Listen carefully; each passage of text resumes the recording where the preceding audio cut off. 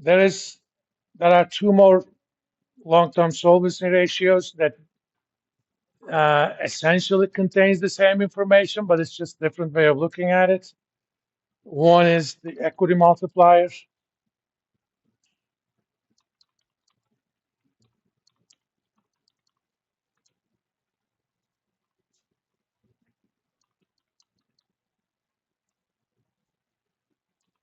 and that's basically 1 plus that equity ratio.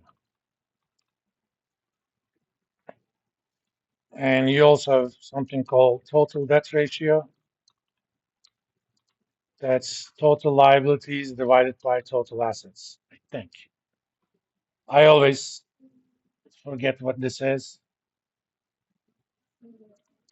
because in this day and age, memorizing things is not necessary. Yeah. But we could also write that in terms of that equity ratio. If I divide everything by total liabilities, um, total equity, I'm sorry, and I'm going to write total assets as total liabilities plus total equity.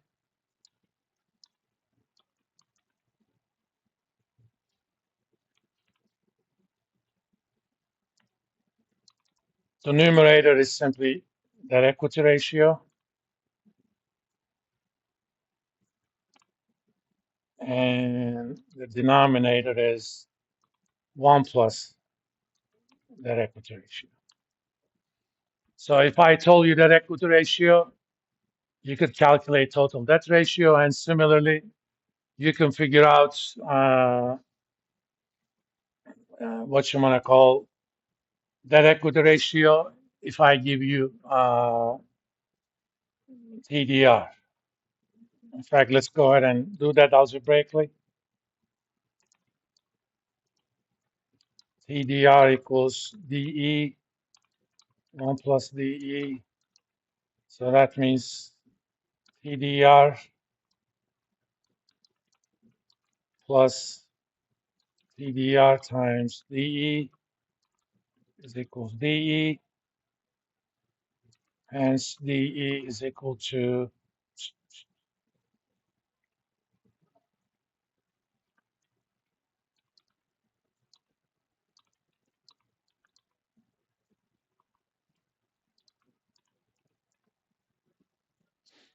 there are just different ways of looking at the same information. So these three ratios contain no other information.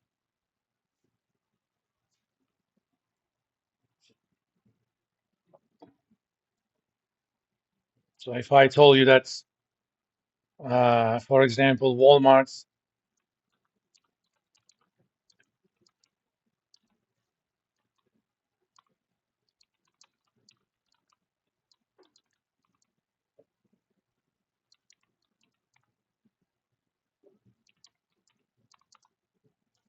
60 through 64, obviously TDR will always be, unless there is negative equity, will always be less than 1.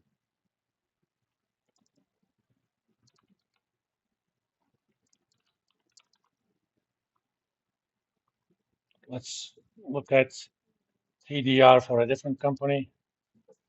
Southwest, for example.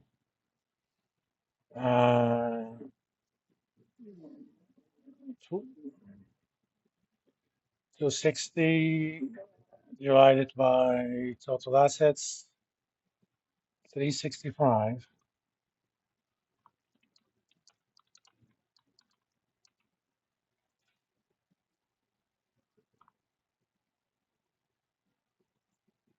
Come on.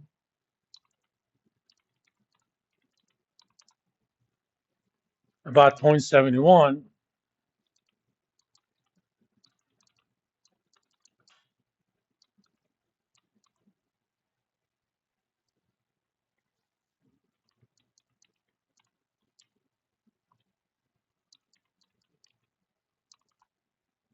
41.6.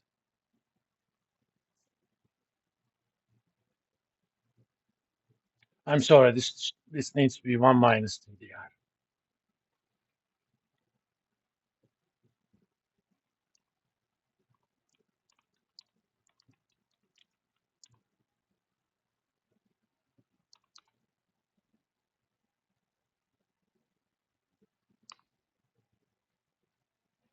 I did the algebra in my head, forgot that that thing has to go there with a minus sign, but always, keeps these identities available.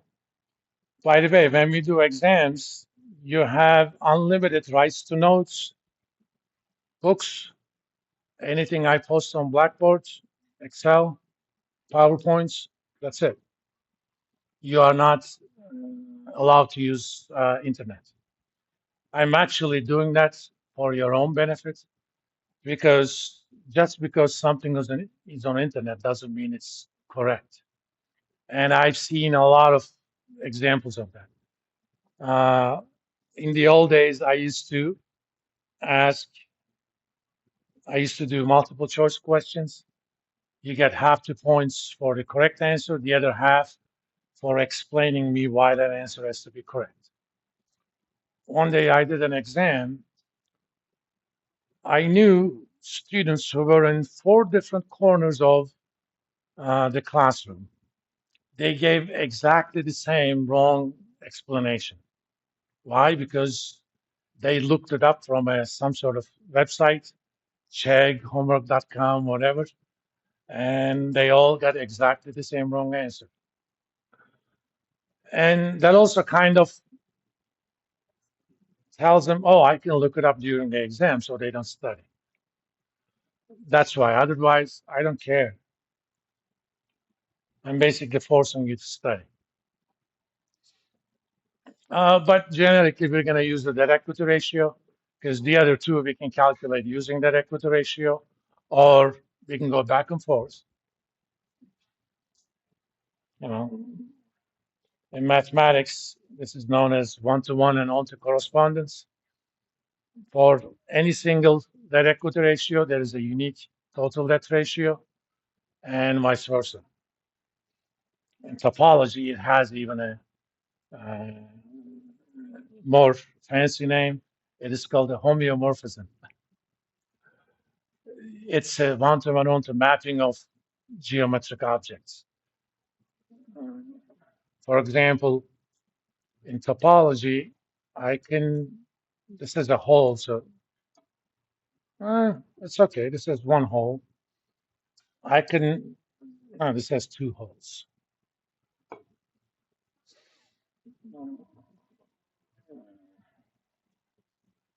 Take this bottle. I can actually, and let me lock this. There's no hole now. In topology, these two things are equivalent to each other.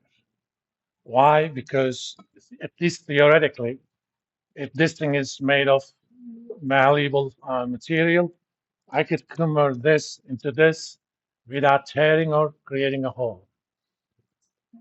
It is called one-to-one onto mapping. So in topology, a rectangle is equivalent to a triangle or a sphere, or a pyramid is equivalent to a cube. In fact, there's a famous proof. There's a theorem in polyhedra, regular polyhedra. These are objects with multiple faces. It's Euclid's theorem. I don't remember the.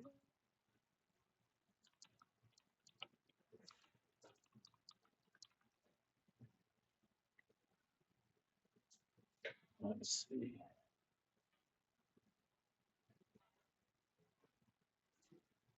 Oh, okay. It was right there. If you count the number of vertices, deduct number of edges, and add back number of faces, that's always 2. I mean, look that up in a triangular prism or a cube. you're going to find that's exactly the same.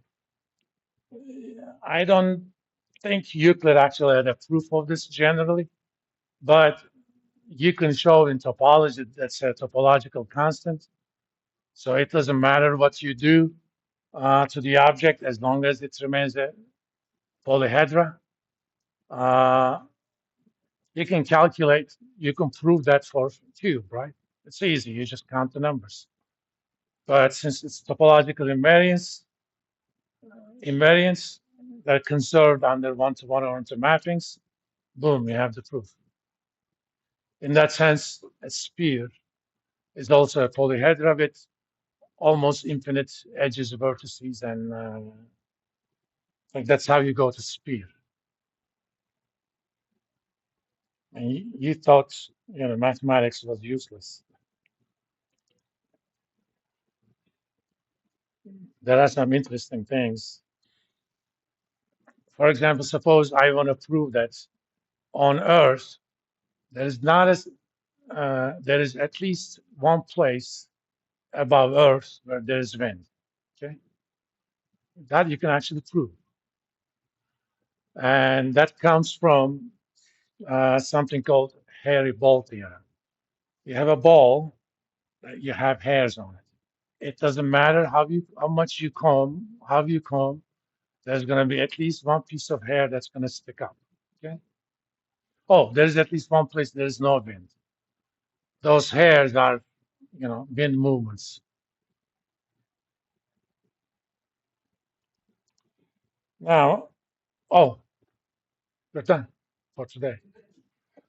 When I teach same class both Tuesday, Thursday, Thursday ends at 10:30, so I act as if it's 10:30. On Monday, we're gonna play Jeopardy on chapter 2. I'm gonna finalize your group assignments and post the homeworks tonight. All right?